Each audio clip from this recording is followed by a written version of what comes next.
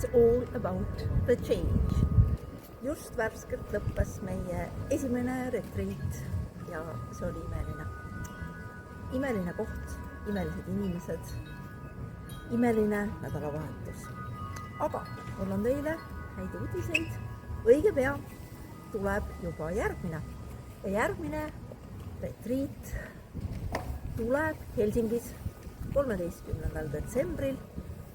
Nii et õige pea jagame rohkem infot.